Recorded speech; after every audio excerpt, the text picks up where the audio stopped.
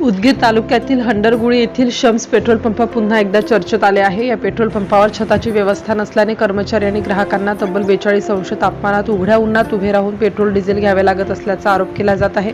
पंपावर भाव फलक, इंधन साठा फलक, तक्रार पेटी, शुद्ध पिण्याचे पाणी, महिलांसाठी स्वतंत्र स्वच्छतागृह आणि कार्यरत हवा मशीन यांसारख्या मूलभूत सुविधांचा अभाव असल्याची चर्चा आहे।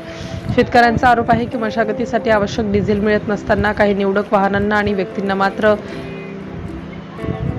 पुरेशा प्रमाणात इंधन दिले जात आहे। कर्मचाऱ्यांच्या सुरक्षिततेचा प्रश्न ऐरणीवर आला असून अख्ख्या महाराष्ट्रात छत नसलेला हिंदुस्थान पेट्रोल पंप या पंपावरील सर्वात धक्कादायक बाब म्हणजे आजपर्यंत येथे वाहनधारकांसाठी छताची सुविधा उपलब्ध नसल्याचा आरोप आहे। उन्हाळ्यात कडक उन्हात आणि पावसाळ्यात मुसळधार पावसात ग्राहकांना जीव मुठीत धरून इंधन भरावे लागते।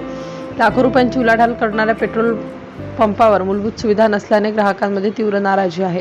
हिंदुस्थान पेट्रोलियम कंपनीचे अधिकारी किंवा सेल्स ऑफिसर तपासणीसाठी येण्यापूर्वीच पंप प्रशासनाला माहिती मिळते असा आरोप स्थानिकांकडून केला जात आहे। त्या दिवशी थंड पाणी, स्वच्छ शौचालय आणि इतर सुविधा उपलब्ध करून दिल्या जातात, मात्र अधिकारी परतल्यानंतर पुन्हा परिस्थिती पूर्ववत होत असल्याची चर्चा आहे। भरारी पथक आणि पुरवठा विभागाचे मौन संशयास्पद।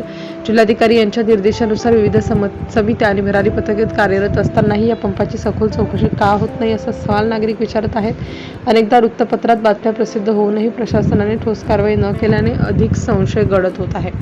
सीसीटीव्ही फुटेज तपासा, सत्य बाहेर येईल। रात्रीच्या वेळी कोणत्या वाहनांना किती प्रमाणात डिझेल दिले जाते, शेतकऱ्यांना किती पुरवठा होतो आणि नियमांचे उल्लंघन होते का याची सत्यता सीसीटीव्ही फुटेज तपासल्यास स्पष्ट होऊ शकते। त्यामुळे जिल्हा प्रशासन, पुरवठा विभाग आणि तेल कंपनीने संयुक्त चौकशी करून वास्तव जनतेसमोर आणावे अशी मागणी जोर धरत आहे।